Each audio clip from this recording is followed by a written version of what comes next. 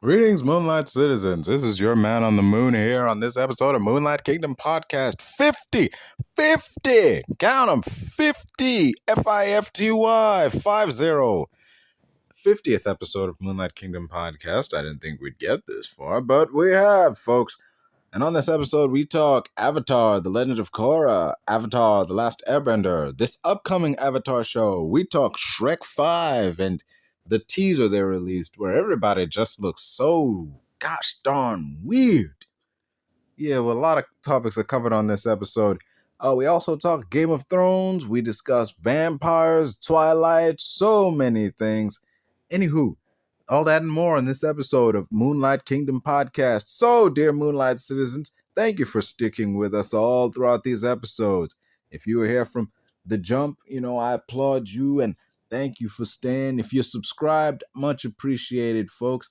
And acknowledged, I see you. I read your comments. I see the likes and the shares. I appreciate it all. And, I hope you continue to stick with us as we bring you 50 more episodes.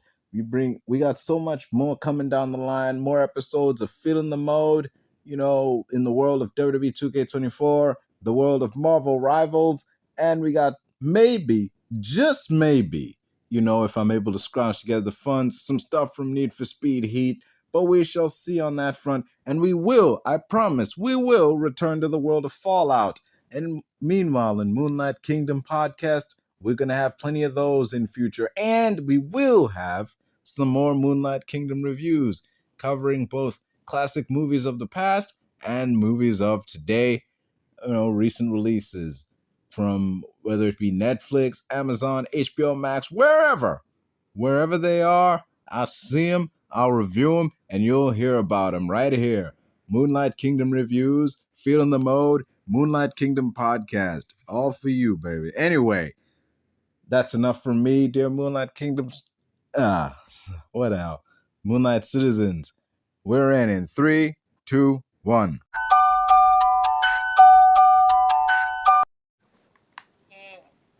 Yeah, I saw the announcement. I'm glad that it's in the Earth Kingdom now.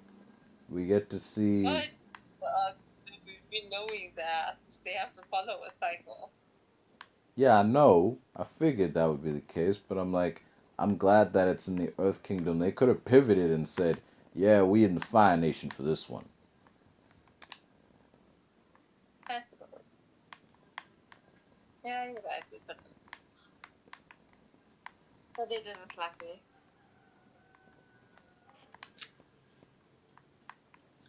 But otherwise, I don't like new avatars. Apparently, it's going to be in a world where the avatar is considered evil because of what Korra did.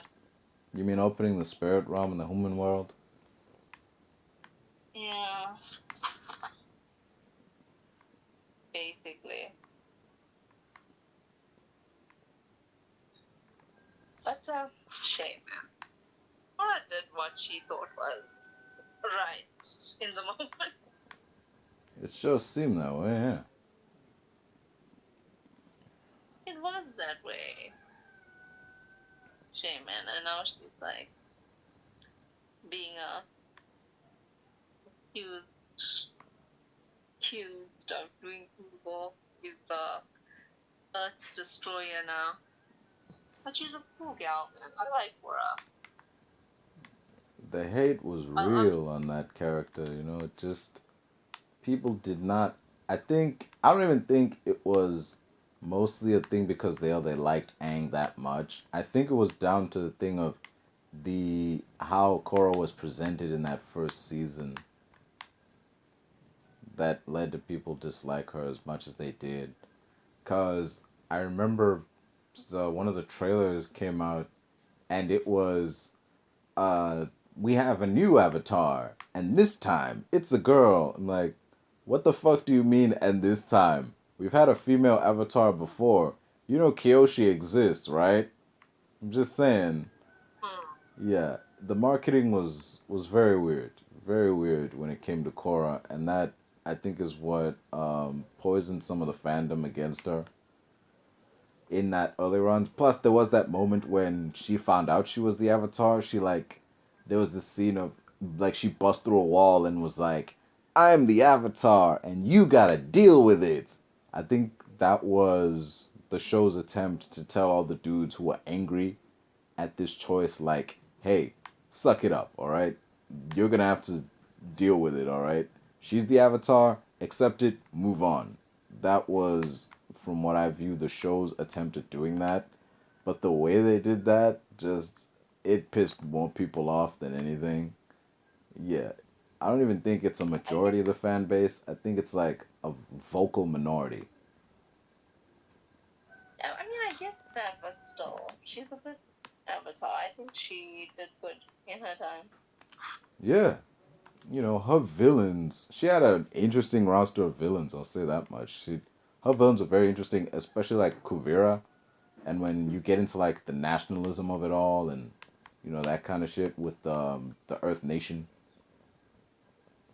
Mm, Yeah. I get it. I love Kuvira, and the fact that it was like almost like the revenge of the Earth Nation because of what they went through during the last Avatar. I mean, the Yeah. last Airbender, because basically they were the victims of the Fire Nation, They despite got being the taken over biggest by the nation. Fire Nation. Yeah. Exactly. Like when Azula overthrew that prince. Like that guy was a puppet. Let's be real. What did he know about ruling? Not a goddamn thing. So, and he wasn't even running the show in his own country. It was his right hand man who had like the Dai Li and all that shit. He was the one actually running things. It's unfortunately reflective of the way things are now over in the US, but hey, that's what was happening. The dude didn't know what was going on in his own nation, because he wasn't actually in charge. He was the Mm. prince, but he was a ruler in name only. The person And make I like the relationship between him and Mako. hmm. I think it was cute. I feel like they should have ended up together because Mako never ended up with anyone. wasn't Mako wasn't Mako the guy that Korra was with in season 1 before she was, before she was a lesbian? Yeah, and didn't he go with Asami after that? He fell in Yeah, love. and then Asami and then Asami went up with Korra, and I'm like, that's fucking hilarious, man. They ran off together. You left your woman to be with another woman, and then that woman left with your woman. That's fucking hilarious. Karmic Yeah, justice is beautiful. I love it. But otherwise, Yeah, it's definitely. I'm looking forward to this new Avatar. Like I want to see where the story goes in a world post Korra, post the spirit world being reconnected with ours, post Kuvira, post those benders who they were like master benders and they like kidnapped Korra and like that was rough because in the aftermath of that, you know, you had an avatar dealing with PTSD. Like that's oh, yeah, Ang never had to go through that shit. Like that's a pretty rough thing to endure as a human being, much less a being tasked with the safety and security of people from different nations all across the world. No. yeah, true. But I don't know, man. People are just hard on Korra. I think she's a great avatar. She worked hard. She, you know, she really did work hard, and I think personally she accomplished more in her lifetime than any of the other avatars. She certainly had to go through a lot. So I'm just saying that okay, yeah, Aang okay defeated the Fire Nation, obviously, but I mean, Korra defeated the Earth Nation. Yeah. That's a lot. I mean, if the Earth That Nation wanted to, if the Earth Nation really put. She fought a mech. A big ass mech. People forget that. exactly. Yeah. Also, the Equalists. Let's not forget the Equalists. That was she was tackling some grown up issues because in the last Airbender, that was a clear cut case of good guys and bad guys. It's obvious who the good guys are. It's obvious who the bad guys are. But in terms of what Korra had to go through in terms of villains and forces against her, she wasn't so much fighting people as much as she was fighting forces. Because the Equalists, though they were led by Amon, it was more than just one guy. Amon was this cult of personality that everybody followed, yeah, but all these people believed in him. They weren't just following orders. It wasn't like in Fire Nation. With the Fire Nation soldiers, it was easy for them to, slink into regular society because it could be this thing of like, oh, I was just following orders.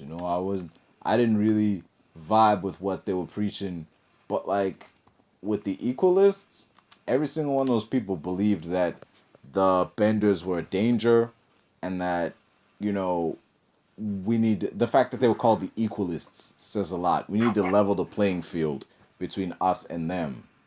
Because in those early episodes, when she arrives in Republic City, there's a bunch of Benders doing a robbery. And right away, that shows how, yeah, Benders, with their abilities, can be used for good. They can fight to help people, but they can also be used for, like, corrupt reasons. And, yeah, just, making life hell for regular people. True. But I don't know. And what I do like about Legend of Korra compared to the last Airbender was, I think that the Avatar people, the creators, they realized that they have a niche fandom that they have to mature with because you were growing up, you needed to watch things that were a bit more on the same base as us, and they like started going into more complex relationships, family issues, those kinds of things that were a bit more sophisticated for teenagers, etc., young adults. So I that was appreciate cool. when a show grows with its audience, instead of Exactly. changing to suit a new audience. Um, like when you look at a show like Teen Titans, like that was a good show. That was very much a show for children of our generation, no doubt. But then you look at like Teen Titans Go, that's clear. That ain't for us. That's for the next crop of children, the new gen, as it is now. Given how brightly colored and animated the characters are, and even the things that they're doing, like I mean, the shit that goes on that show now would never have happened on the previous show. Like, it would have been ridiculous if it happened on that show. Like, what the fuck is this? But yeah, even with other shows like look at Thundercats. You know, when you look at a show like that, when it aired on Cartoon Network, I loved that shit. That show was dope. Like it definitely had some like vibes of like He-Man, Masters of the Universe, or some. It was very good. I enjoyed it. But then they rebooted it, and it's like, yeah, this is not for us anymore. I don't know. Yeah, it's definitely for like the new generation of kids who dig this kind of shit. This is not for us '90s kids anymore. This feels like it was written for children who was 6 years old. Yeah, basically. But that's just how it is, man. Like with Shrek, for example, crazy. I think this could be like really about.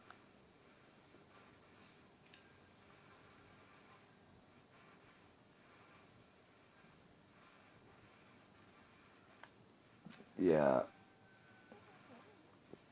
TV's changed. People. Um, TV has changed in some ways. I get it. Some people like the more childish entertainment. The brightly lit colors and all that. But like, I don't.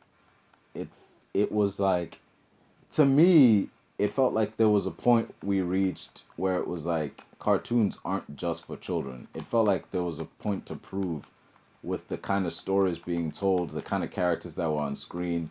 it was animators and writers saying, "Hey, cartoons aren't just for kids, you know, and if they are seemingly designed for kids, it's for big kids." So yeah, that was, yeah, it was a good thing when we were in that golden era of like cartoon and animation. So to come out of that and see things go back to the way they were, with things being like very more kid friendly, more kid focused, more kid centric, like little kid focused, little kid centric. It's like, man, we are backpedaling. This is it's that stereotype again of, oh, this shit is for children. Like, because that's just how it's Basic. being presented now. That's how it looks, and it's very, yeah. It just feels Was like we're, very disappointing. yeah. It's disappointing. It's definitely disappointing. Like just the shift to, because like you said, it is a very niche audience now. Like showrunners realize at some point that um, the audience that we had is now growing up, so we can either change our show to pivot to them, or you know or no, not change the show. We can either grow our show with them, you know grow our show with them, or we can change the show to with this new crop of kids that are probably more likely to watch it than the previous generation. Hmm. I get you. I get you. Yeah. What you gonna do, man? This is what it is. That's the unfortunate truth of it all. It is what it is, yeah. I feel like TV has become so performative these days. Even when Shrek first came out, it was predicted to be like a failure. Like people who were working on other like productions, that they thought would be like if they messed up or whatever, they used to be like banished to go and fall for Shrek. Like it was considered to be something like a mad idea you guys had to do because the higher ups are telling them to do it. And it turned into something completely different. What show is this? Shrek. Yeah, Shrek. You see that new Shrek trailer teaser for Shrek 5? Yes. The fuck is this bullshit, man? Why does everyone look so weird? I don't. Okay, Shrek and Fiona and yeah, their daughter don't look that weird. I mean, Fiona looks like a woman who's had 5 kids. I'll say that. No, wait, 3 kids. Yeah, this I'll say that much. She looks like a woman who's had 3 kids. That's no issue. With Shrek, I get it. You've altered his face to be more expressionistic. I'm guessing you must have mocapped Mike Myers this time instead of just animating it. I'm like, alright, I see that. But why does Donkey look so weird? The fuck is going on? Why does he look all emaciated and shit? It's so messed True. up. It's very strange. His head feels like it doesn't belong on his body. Like, it's strange, very strange. Like, I don't know. Like, his neck looks like it doesn't support the weight of his head. On the previous movies, he looked way better. His design was way better. But, like, now, it's so strange. And Pinocchio, his head, like his jawline and his cheeks look massive, but like his head looks like it shrinks towards the top so that it can fit in his hat. It's bizarre. It's just the whole thing, all of it. It's just too damn weird. I say. Yeah, it is a bit bizarre. It's bad. It's bad, let's be honest. Yes, full honesty, it is bad. Yeah, and not to mention like the modern day colloquialisms, and I don't know, man. Just let things be. Let good things be. Like, even besides the animation, like okay, the animation is terrible. Let's be honest, but at the same time, like maybe they wanted to update things, be a bit more adventurous, etc., It etc. has this You can believe. weird, like everything has this weird, like Toy Story 4 sheen on it now. You get what I mean? Like they Mm, try to be realistic with unrealistic characters, like with characters that aren't real. You try to be realistic with characters that aren't real. It's this very uncanny valley look to it now. Like I can see the light reflecting when you have like Woody on screen and it rains in that scene. Like, yeah, I can see water droplets dripping off his hat. Yeah, I see all that, and that's cool. I can see the light reflecting off his face. Now that's impressive and all that, but man, I don't need to see all that. That's nice and all, but I don't need to see all that. That's seeing all that isn't gonna affect whether or not I enjoy the movie or not. Like, true.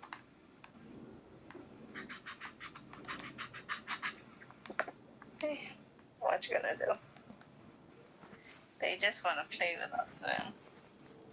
yeah, I liked the animation in Puss in Boots, but that was a different animation to what the previous Shrek movies had. And it was good because it worked in that movie. You saw, like, you could see, like, the individual hairs and, like, when, Puss in Boots grew that beard, you could see, like, the hairs and everything in his beard. And it's like, oh, that's cool. Like, that added realism. That's a way to make a character look realistic without taking me out of the film and giving him this uncanny valley thing. It's like I can clearly see, like, yes, he is animated, but he is animated with detail. You know, at no point are you trying to convince me that he is actually in front of me somewhere. Like, yeah. True. Yeah, it doesn't go too far into the uncanny valley and shit like that. I don't know. They're just working on my last nerve. That's all I'm gonna say. What? This is the people What people? that, I don't know, man. Just let good things lie. Let it just end at 4. We don't need a revitalization of the show. It's unnecessary. Yeah. I, there are some things that should just end. Like, okay, what's a franchise you feel that is still going that should have stopped a while back?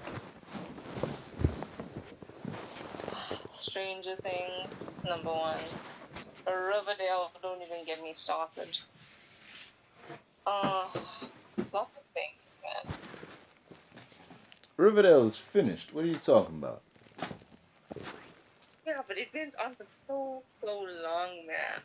And it was just unnecessary.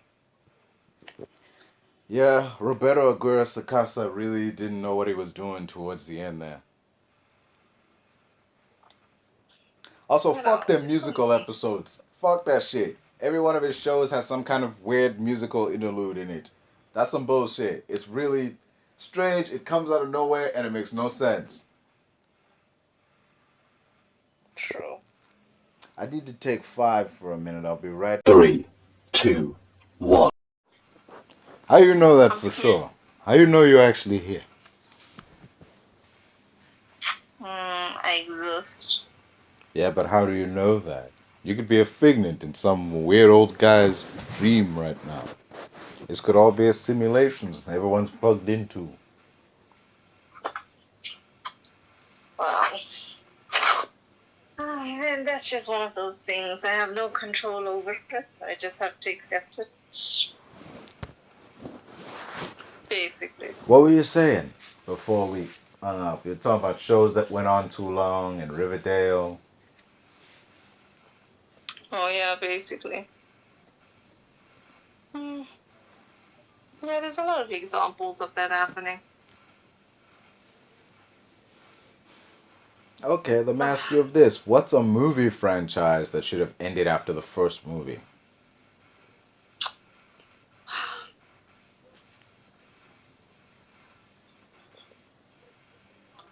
I mean, I can name a few, but it's gonna be mean then. Go If I ahead. say it. Okay, The Matrix, number 1. Underworld is also one. Loki Twilight. Loki didn't hold the same magic anymore. You'd What have else? Twilight end with the ending of the first movie. Exactly.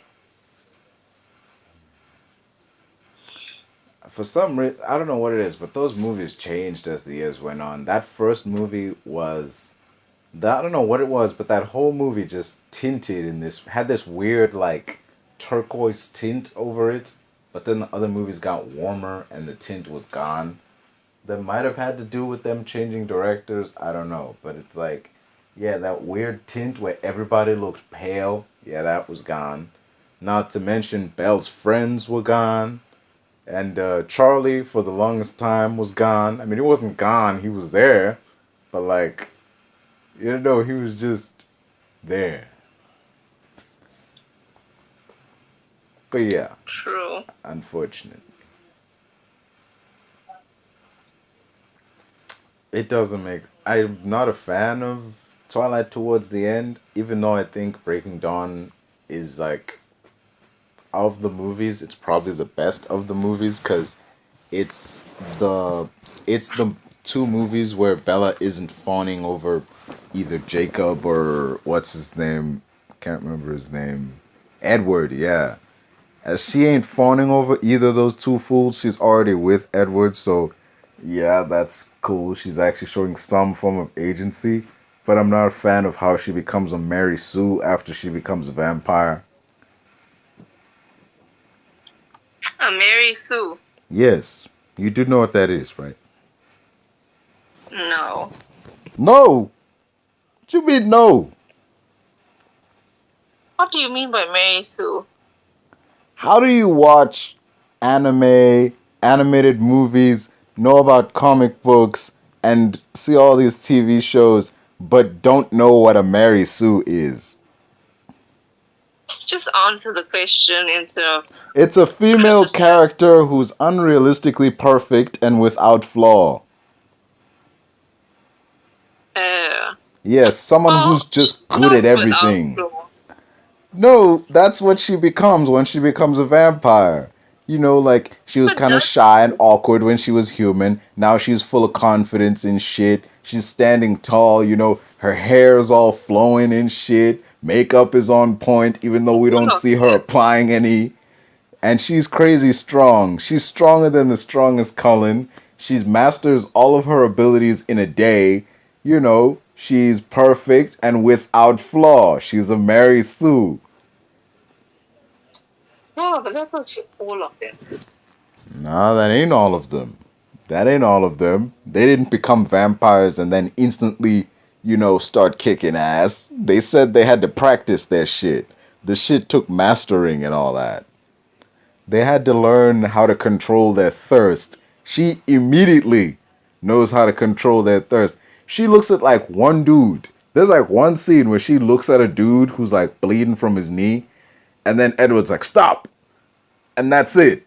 That's all we get from that. That's all. That's the closest we get to her having that vampire thirst, that insatiable thirst that they all talked about. That when you turn when you get that thirst, that first time, you get that thirst going, it's damn near unsatiable. She's able to control it like that. All it takes is Edward being like, "Stop," and that's it. Fuck out of here. I guess. I get you. I don't know, man. I suppose I still roll with it because, she's the narrator of the story. And I get that it's kind of character building, but I guess you are right as well. Yeah, it's bullshit. Maybe it's narcissism. That's what her flaw is. She becomes too full of herself. If only it were that simple. But that would require Much creativity and thought on behalf of the writer. And that ain't gonna happen. valid. Yeah, that series is definitely yeah. Another series that went on too long would definitely be the Hunger Games. You think so? Yes. That thing of dividing the final movie into two movies, that didn't work because that you could tell right off with that final book that there wasn't enough material to make two movies. So there's a lot of time when nothing happens. I mean, true. Yeah. It's very yeah, I blame Harry Potter. If it had to put it on anything, I blame Harry Potter cuz that franchise was the first one that split the final book into two movies. Granted, it was able to do that cuz that was a thick ass book. Yeah, it could do that because it was a big ass book. There was a lot of story to cover, and of course, like realistically speaking, you would need two books to cover it all in detail. So that made sense. On the downside is it led studios to look at book adaptations and think, okay, when we get to the final movie in the franchise, we can do that. We can divide it into two parts, and it backfired. Cause I think the last movie that did that was The Hunger Games. No, no, no. The last movie to do that successfully was The Hunger Games, and the last movie to do that period was those Divergent movies. I can see that. Uh huh. Yeah. So, That was a I total don't know, man. misstep. Cause that movie, That's, dividing the story into two parts can work.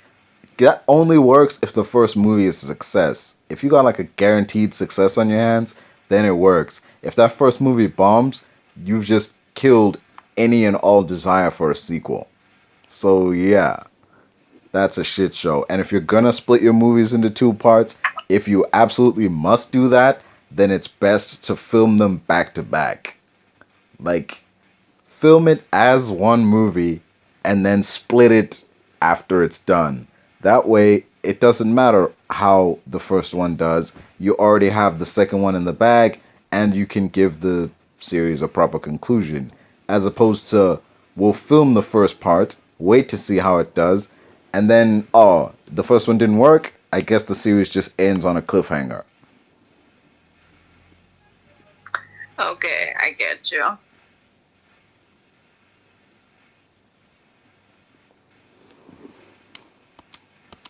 But still, shit.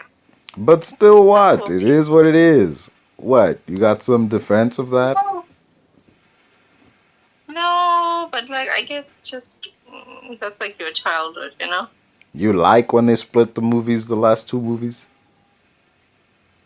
No. Yeah, okay, you're right, but still. It is what it is. And what can you do? But yeah, you brought well, we're talking about like Roberto Aguirre-Sacasa and Riverdale. He also did Chilling Adventures of Sabrina and the sad show. What the fuck is that show? Pretty Little Liars. Yeah, that summer school show. Like I don't like that show.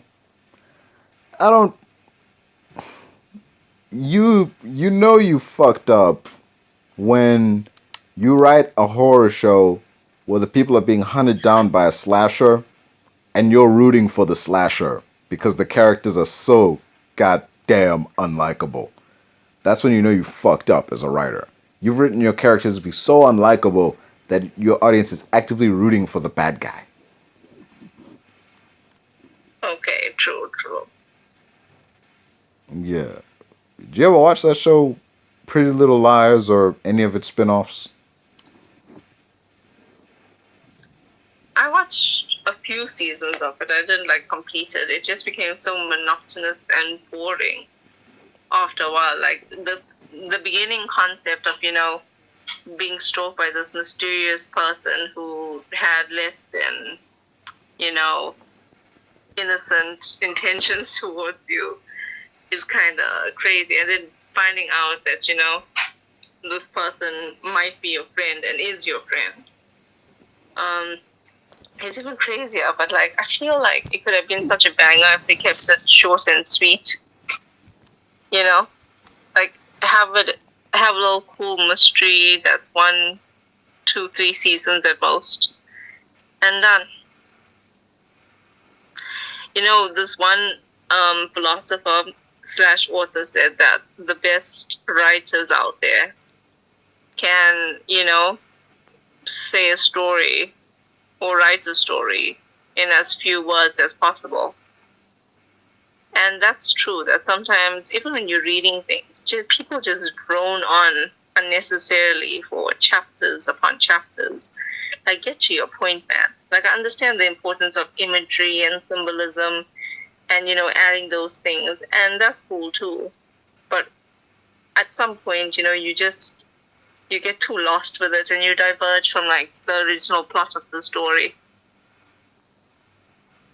Just stick with one cool plot, have a few twists and turns, but make sure that they rebound back straight to that path, that original path.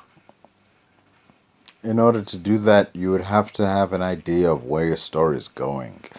And too often than not, with shows like this, there's no ending in mind. It's a case of someone comes up with a cool idea for a premise, a list of suspects, and you find out who's going to die, but they don't think of who the killer is going to be revealed to be until you're like, I don't know, 2 episodes away from the finale. Then when it's like, oh shit, I forgot to write who the bad guy is. Like, oh man, I gotta hurry up and think of who the bad guy is going to be, given all the shit that I've done, because I didn't write this with an end goal in mind. It becomes clear because when you binge this show and you look back on all the setup they got for who the bad guy ends up being, it comes out of nowhere. Okay, true, but still. Yeah. I don't know, man. People need to just start, what's the word? Planning out their stories better. Yeah, that's what Star Wars should have done.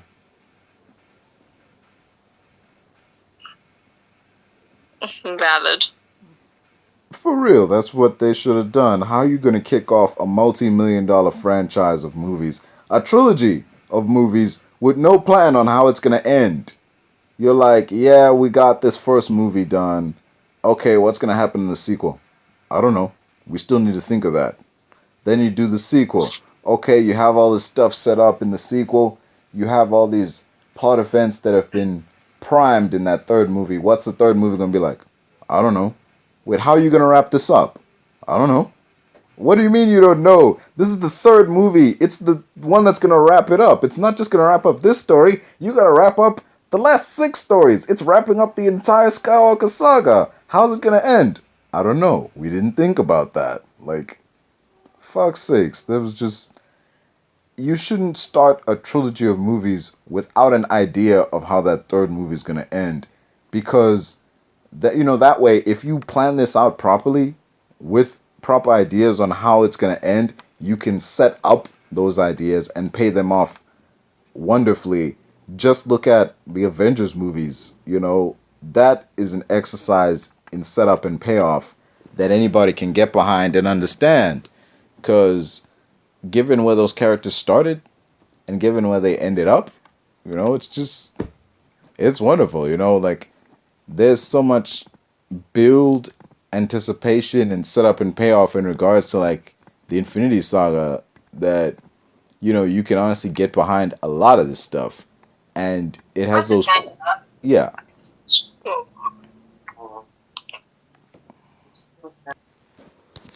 I think nothing epitomizes that more than the on your left scene.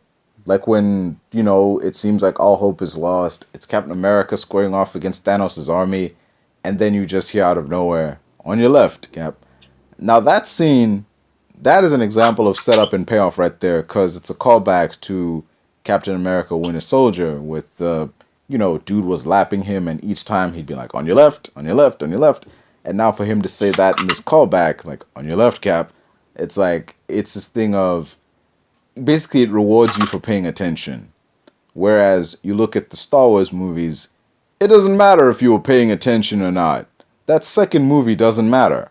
This wasn't a trilogy so much as it was that first movie directed by J.J. Abrams and then the third movie directed by J.J. Abrams. You can totally skip The Last Jedi and you don't miss anything. I get you. Yeah. It's the example of poor planning. Also, those spin-offs, none of those spin-offs have anything to do with anything. With except maybe The Mandalorian and Boba Fett, those are the only two that tie into each other, because you look at Skeleton Crew or The Acolyte or the Han Solo movie, they don't really tie into the larger story being told. They exist kind of in their own worlds. And I kind of I'm for that. Like, I liked the Han Solo movie. I'm one of the few people who do. Like, I actually liked the Han Solo movie. So the fact that it exists in kind of its own thing and isn't, tied directly to the Skywalkers and shit. We don't need to see Han get a phone call at the end telling him like, "Oh, by the way, there's this like princess who's offering to give you a job, like to do this thing." And like, "Huh, what's her name?" And then you smash cut to black or something. Like, we don't need to see that. The closest we get is we see the Kessel Run. Like, we see where he got the Millennium Falcon. We see that. It does pay off that story he had about, like, oh, I won it in a card game. Like, we see that card game at the end. So it's that in terms of an origin story, we see that. We see how he met Chewie, and that's cool. But, on the downside, we don't need to see any of that. All that stuff is, like, it's cool for that movie. But beyond that, nah. It's just, it exists in its own world. But, yeah.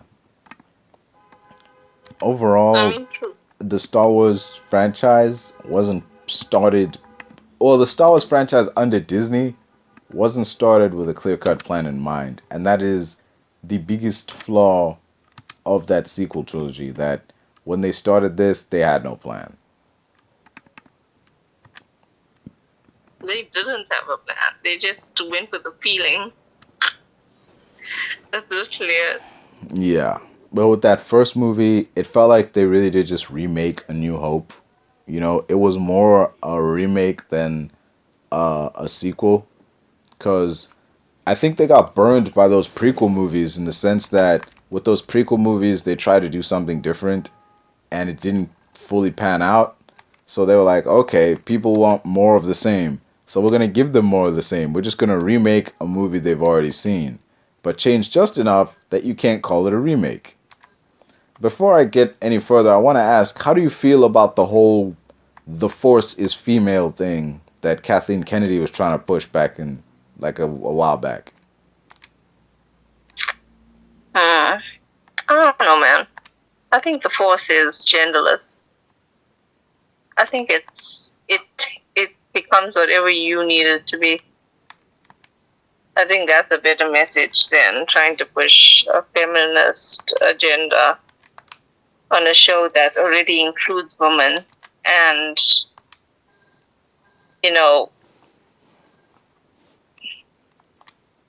it's Star Wars is a movie that does, uplift women. Because a lot of the main characters are women. There's women soldiers, etc., etc. There's women Jedi. They occupy positions of power on both sides, good and evil. So, I don't know, man. I think they losing the plot. Yeah. I'll say this much. It is nice to know that even though the bad guys are these world-destroying evil dictators and allegories for, you know, the red and black from the 40s, it's nice to know that racism and sexism isn't really a thing in the future. Exactly. And that's why I think more writers should write more idealistic worlds. It's literally a fantasy. And yet you still have authors like, G.R. Martin, the guy that wrote Game of Thrones. George R. That R. Martin. Yeah. yeah, that literally most of his situations with his female characters has to do with some kind of sexual abuse, over sexualization, etc., etc. There was literally no need in a fantasy world where dragons exist, where queens rule, where women are knights. There could have been, it could have been an amazing story that had nothing to do with gender. They were just these well written out characters with great plot lines and great dynamics and great endings. But But the thing is, with Game of Thrones, yes, it's this fantasy storyline in a world where women can be kings and knights and all that, but it's set in the past. That's the thing. But that's the thing. It's set in the past, so you can't hold it to the standards of today because that's not how people behaved back then. Understand if it was an accurate past, like if it was set in I don't know, man, Elizabethan London or something like that. But this is, you can't even say it's set in the past. It's a medieval fantasy novel. Literally, it's fantasy. They even have high-tech technology in the world, like in the books. So it's a bit of both. Most of that is just magic. I think it's more about he's using the aesthetic rather than, staying true to historical accuracy. And that's cool to use the aesthetic of a period in time. But I don't know, man. He's just a freak. That's what I think. He's just a freaky man.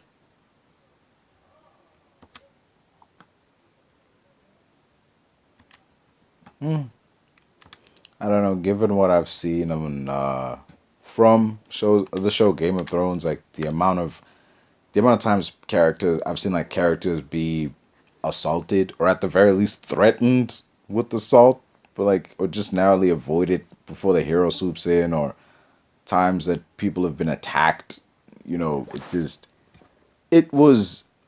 were moments where I'm like, okay, this is really hard to watch, man. I can't watch this. But at the same time, you can see why the writer put these moments there as a way to show hey, this isn't a world where, good people, I don't know, this isn't a world where good triumphs over evil. This isn't, yeah. It also works against women because a lot of the badass,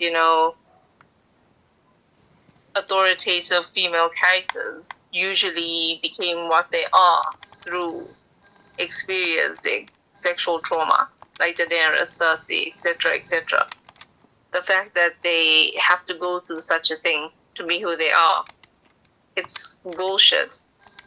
Yeah, that's not how things work in reality. It's you aren't gonna become some kind of strong, self-assured badass just because this horrendous thing happened to you. It's it sends a bad message. It's just your personality. You're born with it or you're not, or you can cultivate it on your own. You don't have to go through this crazy, big, traumatic life change to become that person. Yeah. That's just an innate personality. Yeah. Like many men are born with that as well. Rather than, marking things with gender or saying that, these certain characteristics are, only allowed in certain genders. They should just be characteristic traits that, this type of character and their personality, and it should end there. Finished. Okay, it kind of raises this question of, if Bruce Wayne was female, right, and went through the same shit, would they still have become, would they become Batwoman? Would they have still become the crime-fighting vigilante they are now if they were female instead of male? I think so.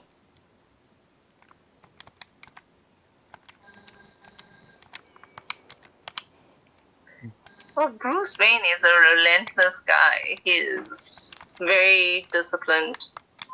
He is super rich and he works hard to stay rich.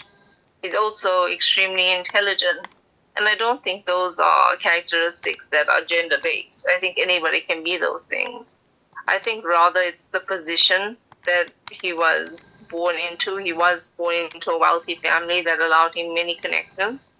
I think regardless of gender, whoever's born in that position, especially the sole heir of a family, which Bruce Wayne was when his parents passed away, yeah, it didn't matter if he was a girl or a man. I think that it was more of a class thing, you know?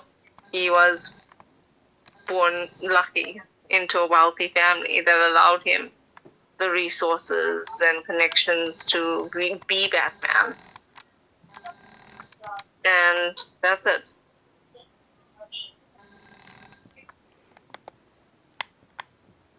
Yeah, it does seem to be like that would be the case. Like Bruce Wayne's would still, had Bruce Wayne been born female and been like, I don't know, Brenda Wayne or some shit, they would still have become a vigilante. They'd be Batwoman instead of just Batman.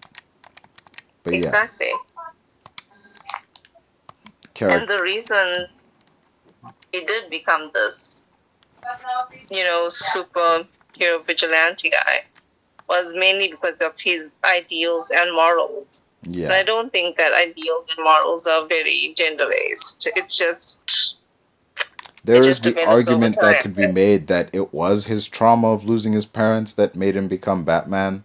So it's like, you say this, does this perpetuate that stereotype that people need to undergo trauma to, come out as stronger people? No, I don't think so. I think because on the other side of that, some people don't come out strong. Yeah. They do stay very much traumatized from that horrible experience. They develop severe mental illness and trust issues. Their relationships with their family and friends deteriorate. So it's not always a happy ending. Don't forget phobias. You do get some people who It's develop rather, phobias as a result of trauma. yeah, but I think rather it depends on the individual themselves. When any person goes through a traumatic experience, you have a choice whether you're going to let that experience, define you and eventually destroy you or strengthen you. And, we all have to make that choice. And obviously, Bruce Wayne made that choice to allow it to strengthen him to, do whatever he can to ensure that other people don't go through what he did. And yeah, that's the end of that. I don't think it depends on his gender. It's more like he made that personal choice to overcome his trauma and, be a better person. Yeah.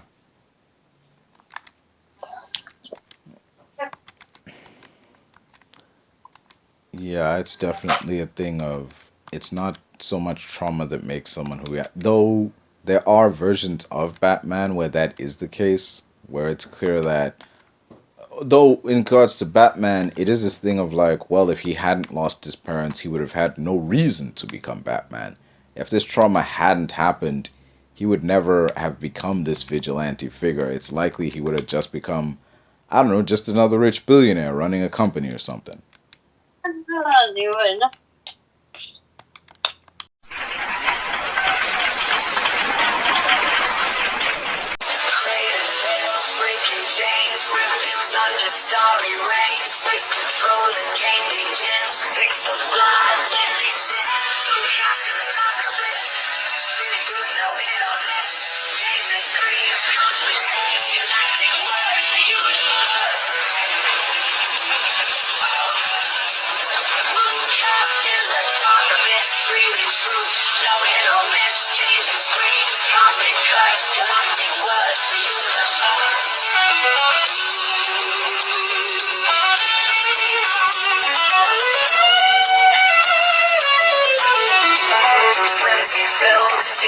free, critics high, wide to see, television, no escape, plot twist, no chase.